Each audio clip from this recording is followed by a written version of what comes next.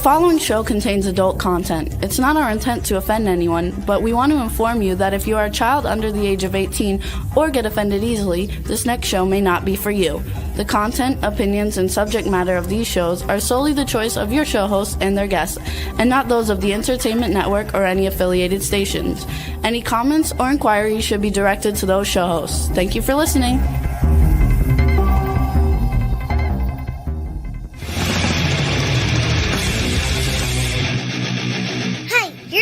To the Adventures of Pipeman on W4CY Radio.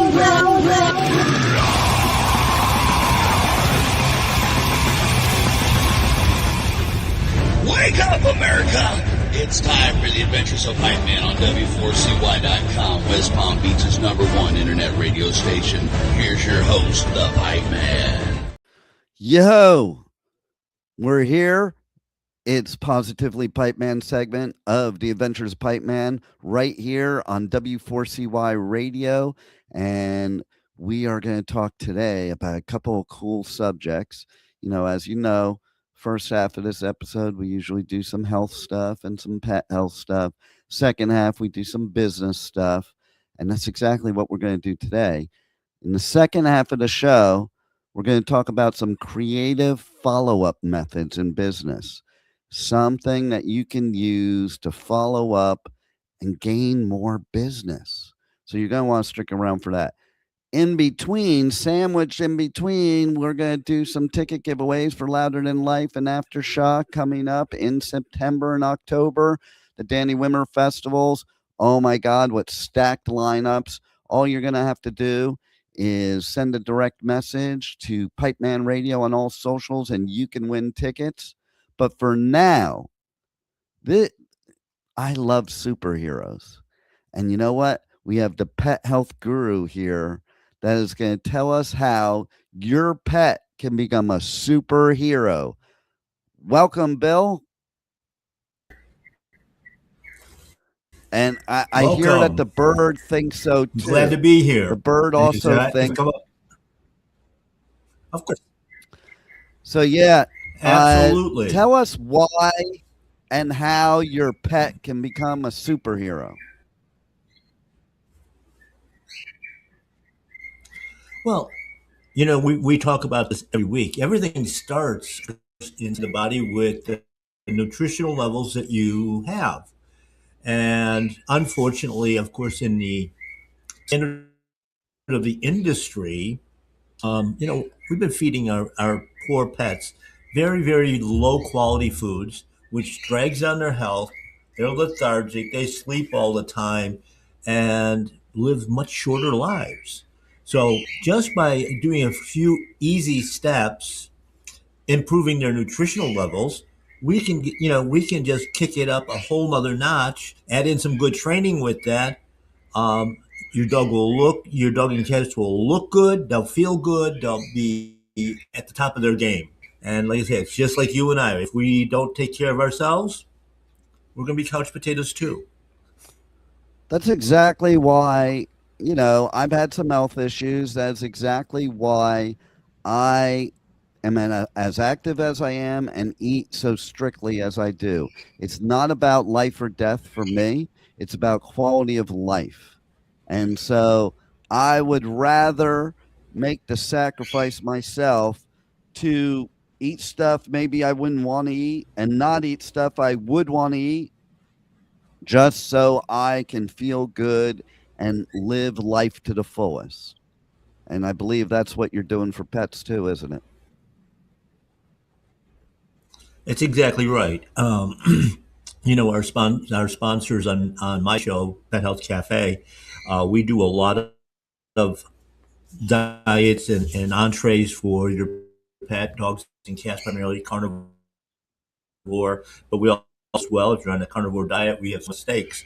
But anyway, it's about clean food too. It's about the way they're raised, humanely raised, ethically raised, regenerative farms. So we're getting the highest quality we can, the best finished products, the pasture-raised products, so that we can, starting out with a great energy source, to begin with. We're following the species appropriateness of it, how they actually eat in nature, because animals eat in certain ways, certain body parts, and if they're a carnivore, um, because they know instinctively what's good for them. And then what we do is we take it to the next level with that and include other things that would be in their diet that people wouldn't even suspect. For instance, like different herbs and botanicals um, that are cleansing, high in minerals, and going to really kick up the body. The superfoods, basically, and we don't think about it.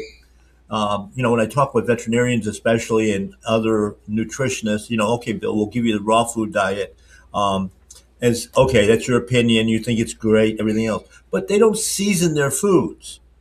But they also do not drink out of Nestle's water bottles. They're drinking out of puddles, and those puddles are, in the ground, absorbing minerals, absorbing the plant material that's there, and basically they're drinking herbal teas, if you will. No, a good illustration of that is you walk your dog after a rainstorm, and they smell every puddle, but they don't drink out of each one because it's not about thirst. They're looking for nutrients. So after 20 puddles, all of a sudden you're standing there yelling, "Don't drink the dirty water." What made that one different? It's minerals and the vegetation that might be in it.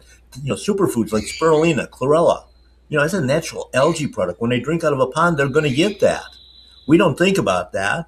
We're trying to filter all this stuff out. And actually, we need it as well to keep healthy. Yeah. Otherwise, I would think that all these resources we're provided for on Earth here to survive would already have all those things that we as man do to filter, poison, blah, blah, blah. They'd already be there if they were things we needed to do, is what I would think. So we should be drinking out of the same absolutely. puddles. I mean, when we say we should be, but of course we have to worry with chemtrails and weather modification, all that sort of thing, the chemicals that are associated with that. You go back 50, 75 years ago. Okay, we talk about minerals. The water itself was fairly clean because we weren't polluting it. But when it was transported into our homes using copper piping. And because of that, we had plenty of copper, which is one of the essential minerals we need to exist because we're electrical beings. We have to conduct that electricity throughout our body. And right now it's depleted because all the homes now, all the office buildings, everything's done in PVC, plastics. So we got the BPA, we've got the phthalates, we've got the plasticizers in our water supply, and no minerals. And then we add on a reverse osmosis unit or one of the other ones that are out there that literally strip all of them out. And of course, without minerals, we can't make hormones, we can't make body mass, we can't build muscle, and we're seeing it in our dogs. Everybody just thinks, oh, I just go to the refrigerator and pour some of the tap water that's coming out through the water dispenser into it, and that's fine for the dog. But no, our animals need clean water just as much as we do. And of course, at one of the things that we are proponents on, of course, is we use a lot of ionized water using special equipment that leaves the minerals in, charges them, and so it's living water, not dead water, and then keeping it out of plastic. So that's one area where water can actually be a superfood, if you will. Well, what's interesting about that is so my ex-wife, thing one, her grandfather's place, which was then her father's place, up in Woodstock, Virginia, right across the street, there was a spring, and that's where they got their water from. That's where they drank the water from, and they would just put the bottle out there and fill it up, and you would look at this water, and the water was crystal clear. You didn't see any dirt in it. You didn't see anything, and there was no processing that needed to be done. No, that's processing is one of the worst things that we've we call it processing and progression, but we've made so much of our stuff worse. Um, and when it comes to the different herbals and botanicals that you would find in water, or that even the animals might munch on a little bit, um, if they were out of balance, the quality you see in most places is horrible because they don't disclose half the problems that we have with it. Um, you take herbs and even for yourself. Okay, you go to one of the big healthy food stores. That's where you buy a jar of turmeric, and we think of it that the ingredient says it's 100% pure. However, when they fill those bottles, those jars, those capsules, they have to use pneumatic air pressure um, devices that push it through. Well, all those herbs have got um, basically a static charge, especially going through plastic tubing, and it sticks and it plugs it up. So that jar of turmeric can have up to 10 different chemicals added to it as part of processing that are never show up on a label. Anti-cake agents, anti-stick agents, lubricants, flavors, all of that, because they have to add the flavors after they add the chemicals in just to mask that. So what you're getting is an incomplete product. We've had them when we look at it in testing. You'll find heavy metals extreme in a lot of these herbals, unless you have a good source of good organic, clean, well sourced product. So I have to tell you, it's funny. You were mentioning copper before, and I was just in the grocery store the other day, and I was looking at a package because I always read like all the ingredients and stuff. But in the front of the package, it literally said a good source of copper. And I was like, I've never seen that before where you had to where they actually mention it on the package. And here's what I find as somebody that eats very healthy, that most of the packaging out there that mentions anything about health or a good source of something is usually bad for you because it means they're doing some kind of crap to it. Yeah, it's exactly right. That's the processing. I mean, I was watching a podcast this morning where I talked about the worst pet foods, organic pet foods, and how the number of lawsuits because of what they put on the label. I mean, they're not talking, you know, uh, um, the truth. It's all a lie. Regenerative farms and, organically raised, ethically raised, all these buzzwords, these marketing terms are just thrown about. They have no legal meaning. So anybody can use them. And until you get caught, and even if you get caught, then what? You change it. You take it off your label. Hmm. A good example of that was back when we started seeing dental problems in dogs. This was back in the late 70s, early 80s, because we went from feeding a meat or a meat-based food to carbohydrates. And they don't have the enzymes to break them down. Tartar sticks to it, and all of a sudden now we've got a whole bunch of dental problems in dogs. And they had actually a lot of companies had now crunchier for cleaner teeth, and it was actually doing just the opposite by making it so crunchy that the carbohydrates would stick to the teeth, and now you get all their teeth falling out.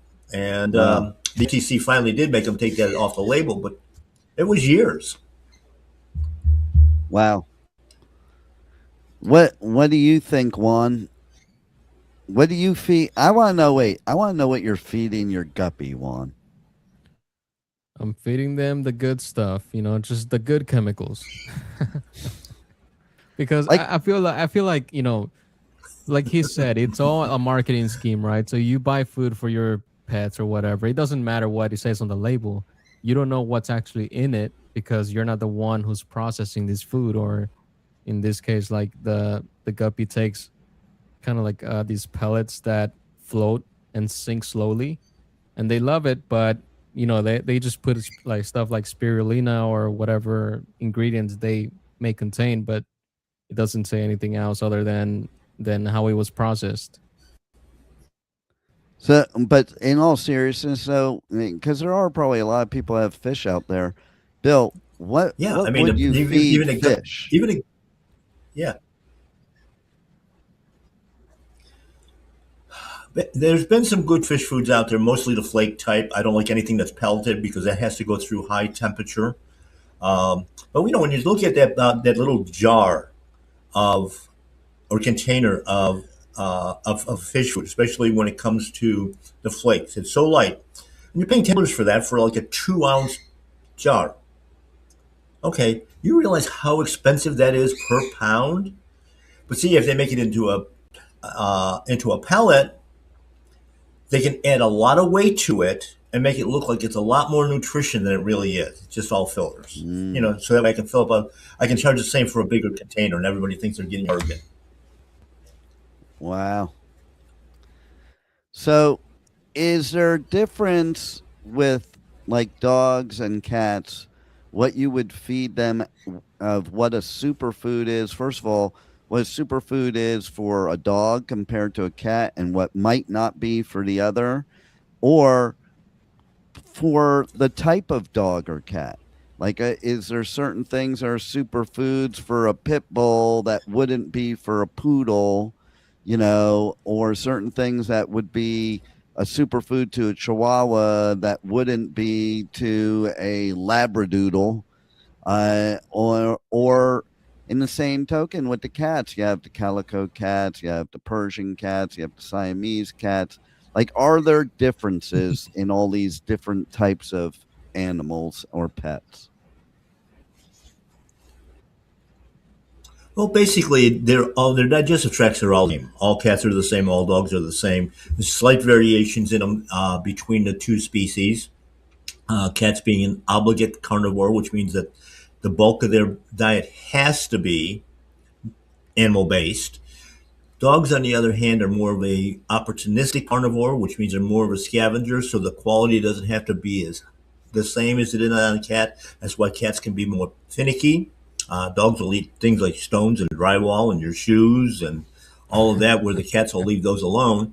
They'll eat the cat differences in poop breeds. in the litter box. Yeah. Yeah, well, that's good because the cat poop probably has more protein than the average dry dog food because obviously they can't digest. The problem is they don't have the enzymes to break down plant material very well.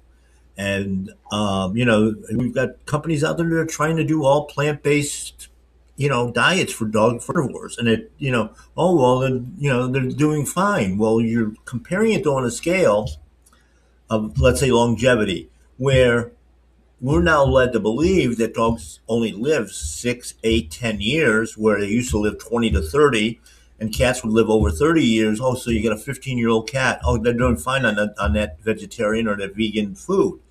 It's not true. And they're not leaving. And of course, there's also on the other side of that, when we're talking about the carnivore components of even humans, we need those amino acids to build up our joints, keep the cartilage growing, heart health, all of that. And we've just been lied to because they're trying to dumb down society itself. And, you can't tell they don't want to tell us that our dogs are carnivores and just feed them meat because they're trying to take meat out of our diet too. And they've actually been doing a lot on the backsides, what meats are available and what aren't. They subsidize certain things. They're feeding the cattle and the hogs and the chickens things that make them grow fast for weight, but not for nutrition. And the same thing even with our vegetables. They're almost all man-made today, through hybridization and GMOs and things of that nature. So they're not looking at nutrition. I remember a few years back, I was having a conversation with an executive chef that happened to come by the store, and we were making quiches for the dogs. Good way to get eggs into them. And he's like, they smell fantastic. I said, try one. So he tried it, and he said, it's better than what he did in his restaurant. He says, well, how much salt did you put in it? I said, none. He's like, what? How did you get that taste? It's the ingredients. How did you get the yellow color? I said, farm fresh eggs, raised on pasture. And he says, no colors, nothing? He says, no. I said, this is nutritionally a high nutrition food. He says, I've never thought about nutrition when I've been cooking for the last 30 years. It's always Hmm. about presentation and taste and smell. We want you to enjoy your hospitality. That's why it's called a hospitality industry. We're not a nutrition company. We don't care whether it kills you or keeps you alive. As long as we don't get a bad. Ergo, the birth of the donut burger and chocolate covered bacon. There you go. So There you here's the go. thing. Here's the thing. Okay. So for those people that are vegans out there, not vegans for health reason, but vegans for social reasons, and they want to feed their pets vegan stuff too. Let's say specifically cats. Um, what I'm getting from you is it's not healthy for them, first of all. But I think to myself, okay, you got these outside cats, versus the inside cats. Are they out there when they're hungry eating any of the vegetation? No.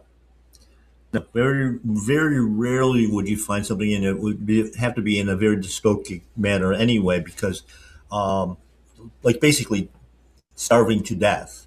But they in nature though they eat a very more diverse diet. Down here in Florida, lizards can be a major portion of that, um, as well as mice and rats and other small mammals. But they also eat insects as well. Mm, And I guess that's where some of these insect-based meats have been developed through, because you know every animal has got a specific need, a requirement. And one of the things I've noticed, especially where I am right now, I plant a small garden. I've got some fruit trees. Getting the pollination process going. There's no bees. There's very few bugs. There's a few bugs. We're not seeing as many lizards. We're not seeing as many birds. This number of species of birds that I see now is limited so greatly because of this. We have to have lawns. We can't have food gardens. We can't have natural vegetation. It all has to be a manicured lawn, that's been nuked, mm, and our poor pets are walking on it. wow. What do you want to add to this one about your experiences of what you've seen? Well, I think if we can revisit the water situation, because we always look for the best water, reverse osmosis, this, that. We even go as far as getting filters for the house, but we're still giving tap water to our pets. I think that's one of the biggest ones. Like, if you wouldn't drink it yourself, maybe don't give it to your pets. Exactly, and as I mentioned, things like reverse osmosis is taking the minerals out. So how do you get them back in your body? Synthetics, and those don't get used very well at all. Now, And the interesting you part know, about that it, is that there are some filters that are for reverse osmosis, but they have the alkaline element. So would that be synthetic as well? basically when they're making what's called greenwashing that we actually see, where they make something seem like it's better than it is. Most of the alkaline products that go into the RO, it's sodium bicarbonate. And of course, the number one brand that's out there and manufacturer is Arm& and Hammer. Their stuff is all synthetic. It's not a natural product. And we're only looking at one small element of that as well. You need 90 different minerals. When they raise our food, they're putting on three. Hmm. So, our food is starting out without the minerals. Now our water's without the minerals because we stripped it all out. And, we're putting in substitute stuff that the body just can't use. Mm. So what would you say is the best way for us to get our minerals, not just ourselves, but our pets as well? You start out, I mean, If you can afford one of the ionizing units, that sort of thing, those are very expensive. That would be ideal. Um, Good spring water, as Dean mentioned. I mean, I grew up on our property that we used for vacation. It had 13 natural springs. It couldn't get any better than that. Um, you know, of course, when you're looking at the springs, at least it's coming out of the ground. When you get down 2 miles downstream, who knows what's been dumped into it? What's what has leached Right. out? Um, Rainwater used to be good, but again, it's the same problem that we have with all the pollutants and everything. So collecting Mm. rainwater is far from ideal now. That we still have to filter, and thing with using things like charcoal and zeolite and things that'll absorb a lot of these. Adding chlorella to the water. You got green water; it's an algae, but it's also a sponge when it comes to toxins and heavy metals. So your body can then dispose of it rather than having it stored inside the body and killing you. Okay, so I have a really interesting question for you, and it's based on the title of today's episode. So, Bill, if you were to take a dog and cat, because they probably would be separate ones, and you gave them the superfoods that they really needed to become a superhero, if you were to paint a picture to people out there who love superheroes, what superhero would the dog be and what superhero would the cat be? Well, when we feed them nutritionally balanced and not completely balanced, because there's no such thing as complete and balanced because the body is dynamic. But when we feed them the right way, they're going to feel good. Now, when we start training them, you see some of these working dogs, especially the farm dogs, herding sheep and that sort of thing. And border collies are like unbelievable, fast as lightning. They know exactly what to do. It's bred into them instinctively. And those dogs are truly superheroes. When we look at them in agility classes and at the dog shows and that sort of thing, some of these dogs are, I mean, amazing. Malinois, when it comes to law enforcement, those dogs are absolutely crazy, but they have to be healthy because if you ache, you can't move like that. And and of course then when I look at the superfoods, I'm looking at things like spirulina and chlorella. I'm looking at things that are going to detox: milk thistle, dandelion, turmeric. All these things we think of as spices, but they're not. They're plants. They're ancient plants, and they're a food, not a supplement. We have to get away from Mm. supplements and find the foods that actually contain it. You look at, we were talking about a little bit about copper. The number one source for copper for us is beef liver. Nobody wants to eat beef liver anymore. Some people will take it in the supplement form, as long as it's ground up, but I can't eat liver. And My that was my actually removed dad from our used to diets back order in the that. 50s. My dad used to order that at Lester's Diner all the time, and because Yeah. Jews from his generation all ate liver and onions. That is a Yeah. bad combination flavor Yeah. wise. Well, you gotta have the onions to overshadow the liver, and then of course us Jews we all eat chopped liver, uh, you know. But here's the Yep. funny thing, okay? So I want to find out from you because it made me think of my dad. My dad, we would go to a restaurant sometimes, a deli, and he would order. You don't really see it much nowadays, but that's probably because we're in Florida. Uh, and he would order tongue.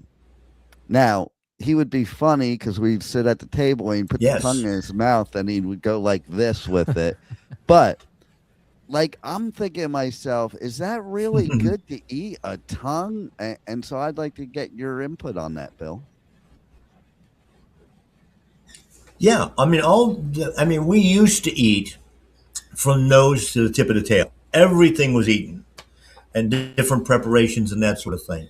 Um, each muscle, each body part brings different minerals and nutrients and vitamins to the table. And if you go back far enough, we used to eat it raw. We didn't cook it. You know, our bodies are We didn't designed have so that we fire. can protect ourselves against no. The when fire was done, when we started to see cooking, it usually it's in these prehistoric sites that they find, and they find, mammoth skeleton with charcoal while they cook their food. No, that mammoth probably died during the winter time, was frozen. They actually used the fire to thaw it out so they could eat it. Ah, It wasn't what we're told. wow. That's pretty So cool. and yes, all the body parts. I mean, like I say, we have some of the best steaks in town that we sell, and of course, all types of poultry.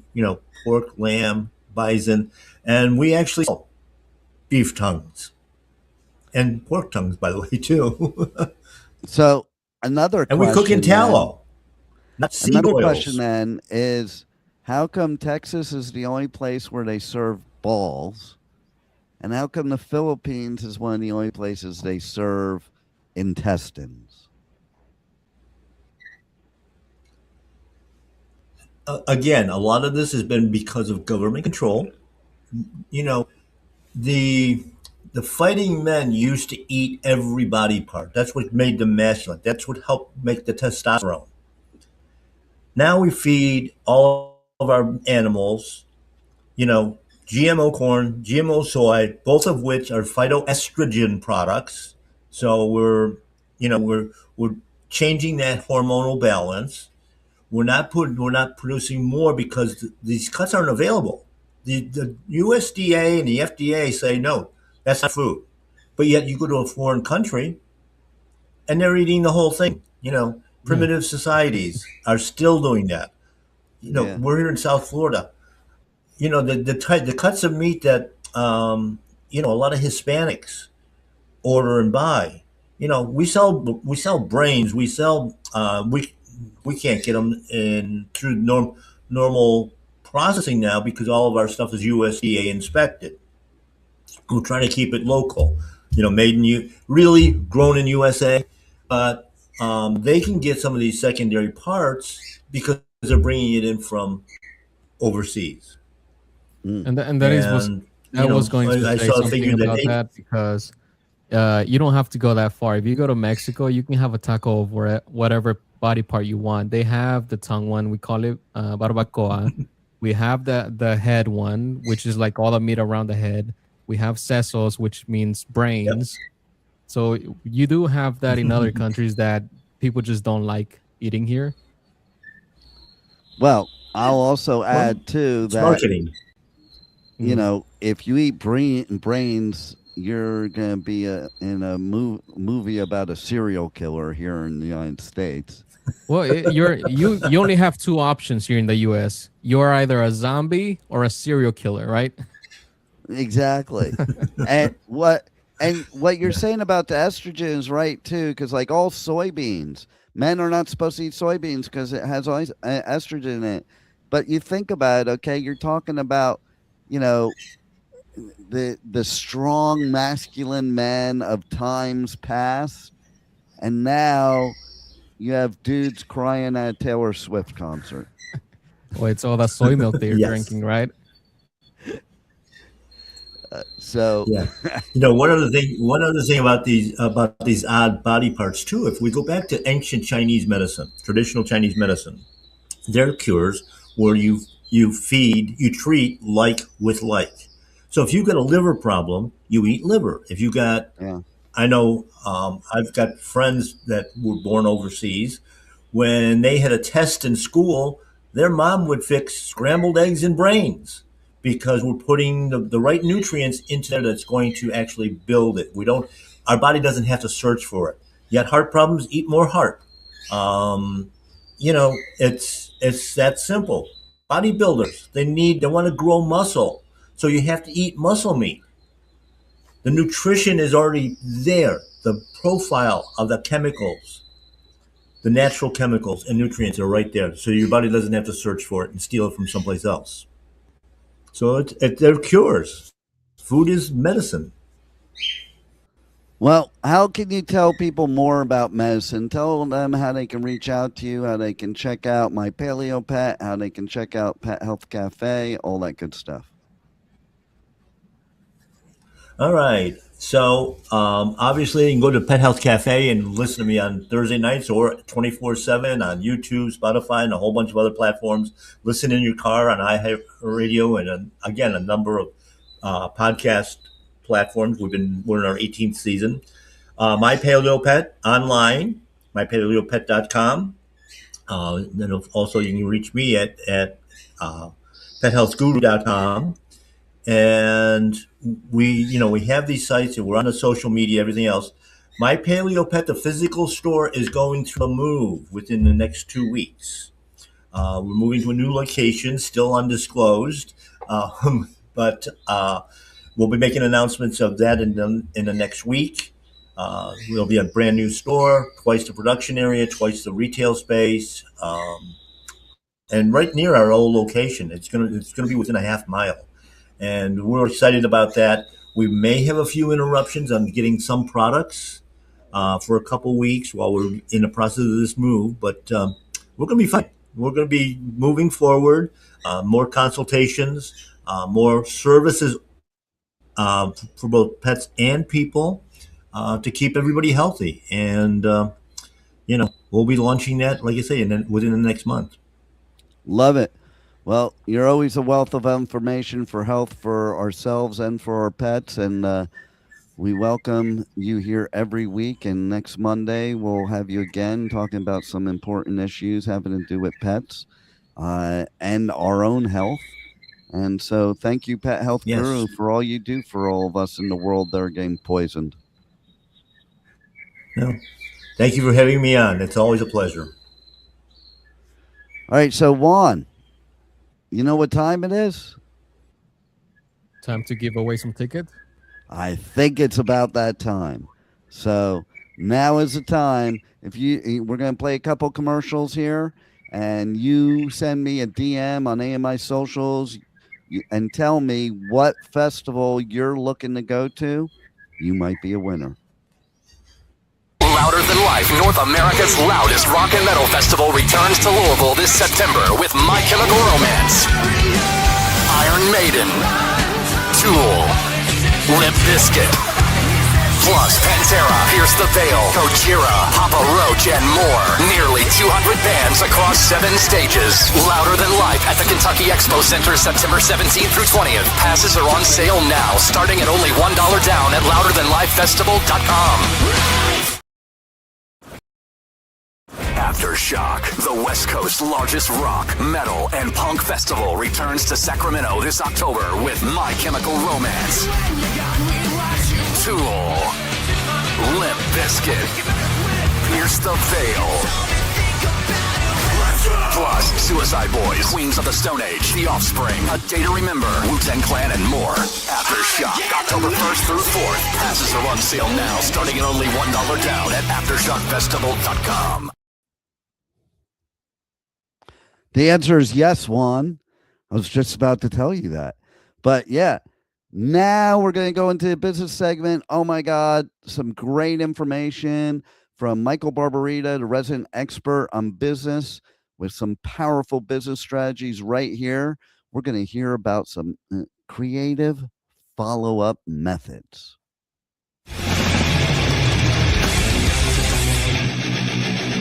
You're listening to the Adventures of Pipeman on W4CY Radio.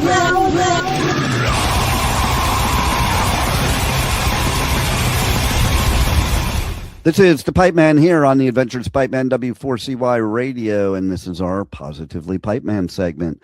And we're going to talk about some powerful business strategies right now with our Next Step CFO, Michael Barbarita. How are you? Fantastic. Thanks for having me, Dean. So we're going to follow up from last week with some creative follow-up methods. Yeah, this is for those when people ghost you or they're not getting back to you. You make phone calls and they're not getting back to you. I was speaking with a high-powered sales agency a couple of weeks ago, and actually one of the salespeople in that group worked for Grant Cardone. And they put together a list, they have what they call follow-up bingo. And if anybody, there's like 20 or 30, I think even more, like 40 methodologies of follow-up in their bingo card. And if anybody goes across or down or diagonal for five follow-up methods in a week, they get a prize. So these follow-up methods are tried and true. They're very creative, and they work because it gets people's, once again, it's about getting people's attention. And these are people who you've called, they haven't returned your call, or you don't even have to wait for that. It could be just a follow-up from a very recent conversation. It doesn't have to be a follow-up for somebody ghosting you. So I'd like to just give you a couple of examples. One real good example is a selfie video. If you do a selfie video and just say something like, Dean, I was thinking about you. I just wanted to, follow up. I was thinking about your particular situation. I just wanted to let you know that I'm an advocate, and hope to talk to you soon. Something to that effect, or it could be something where you want them to call you back. But it's a selfie video that you put in the email, or you could text it to them, and that's just a very powerful way, personalized way of following up. So that was one. Now, here's another one. I know Pizza Hut does this, okay? Pizza Hut will follow through on this request. And by the way, if you're local to whoever it is that you want to follow up, you could do it. You could do it yourself. But here it is. So you call Pizza Hut and you say, look, I want you to take out one. I want you to give a full pizza. I want to buy a pizza, small pizza, let's say, with the 6 slices. But I want you to take one of the slices out. And then when you underneath so when you open it up, I want you to write in the box. The only missing piece is to make a contract with, let's say, Next Step CFO. Next Step CFO. So the only missing piece is to get a contract with Next Step CFO. So that's another follow-up method. And you send that around lunchtime so that they can have the pizza for lunch, even though it's missing one slice. That was the point. That's worked very effectively, by the way. I love it. I got another restaurant thing. Okay, so go ahead. As far as a brilliant follow-up method that the specific restaurant does is Carrabba's, but also Outback and Bonefish Grill, because they're all owned by the same company. But every time I go to Carrabba's, I get an email afterwards with a reward to go back to Carrabba's. Okay. And it's usually like a $10 reward. And so what happens is the next time I'm going out to eat, I don't want to waste that $10. Okay. I'm a businessman. I'm not throwing away $10. Right. So I will go back there to eat just to take advantage of that $10, and usually end up spending the same amount of money as I would have without. Like, you think that you're getting a deal by doing that, but you're really not. And then it becomes an ongoing thing where it's like, oh, I gotta stop going because every time. But here's another part of it too that's even more brilliant, because again, like you were mentioning ghosting, if you haven't been there for a while, they'll just throw you a random $10 because it gets you back in there. So like if I haven't gone there in like a month, they're going to send me $10. Hey, we miss you. Here's $10. And I'm going that night. Amazing. That's amazing. Yeah, no, that's excellent. And so another method is what it's called a chocolate foot. So Amazon sells chocolate feet. So it's a chocolate bar that looks like a foot. And you send it to somebody and say, this is just to get my foot in the door. So that was another methodology of once again, that's brilliant. Number one. Number two, I was thinking now I have to talk about that chocolate foot on my more shocky type show, because I'm thinking chocolate foot, that could raise a whole nother conversation there. And Right. who knows, you might get new people because, like, even if they're really into feet and not chocolate, they see that. And, you know, That's right. me, I'm a chocoholic though. You send me some chocolate, Yeah, me too. I'm yours. I know, me too. That's a good one.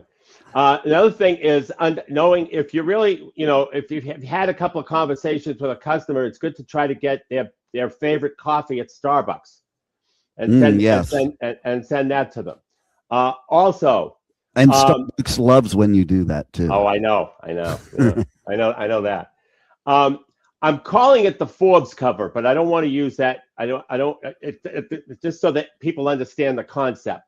But you put a name of a magazine that's coordinated with the business that your prospect is in, and you put their face on the cover of that magazine with all the features and benefits that they realized because they worked with you. And you have AI do it. Okay. And I've done it. Well, I haven't done it with a client yet, but I have done it with my face. And I put ChatGPT will not use Forbes, although I don't want to use that anyway, because that's copyrighted and trademarked and all that. But you create a name for a magazine, because there's so many names for magazines, and it can look just like a Forbes magazine cover, but instead it has your client's face and maybe an award they won, who knows, that you've made up, as well as the features and benefits of working with you and the accomplishments they've already achieved because they worked with you. And it's on the cover of a magazine. So that's another one that works very well. These have worked famously in terms of getting attention and getting that call back. A handwritten letter, that is another thing. Once again, that's old school, but that's on their list of things that of ways to follow up that have worked really well. The other one is really another one is really interesting, but it needs to be done with a team. So if you work with other salespeople in the same building or same office, or it doesn't have to be salespeople, other people in the same office, it's where's Dean? So in other words, what somebody would do in their office is start a video and they'd say, where the heck is Dean? And then they would go to another employee. Have you seen Dean? And they would show, I haven't seen him in a couple of hours. And so they keep going to another employee, and you would be in a closet. And so the guy's running the video knows you're in the closet. So he opens the door and, Dean, what have you been?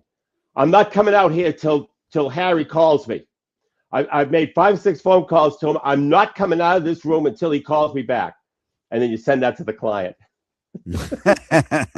That's pretty funny. I like that. Isn't that amazing? So it's these types of follow-up strategies that have proven to work. I'm thinking about that video you created. I was imagining me like doing a video where I'm like creeping around the corner, looking around the corner. I mean, by the way, it's any video skit, but that was the one that they suggested. Any video skit would work well. No, I think the one you're talking about is amazing. Yeah.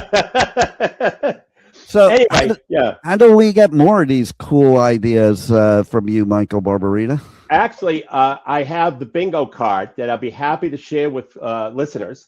So all they have to do is go to nextstepcfo.net /contact, and then fill out the contact form, and in the message section put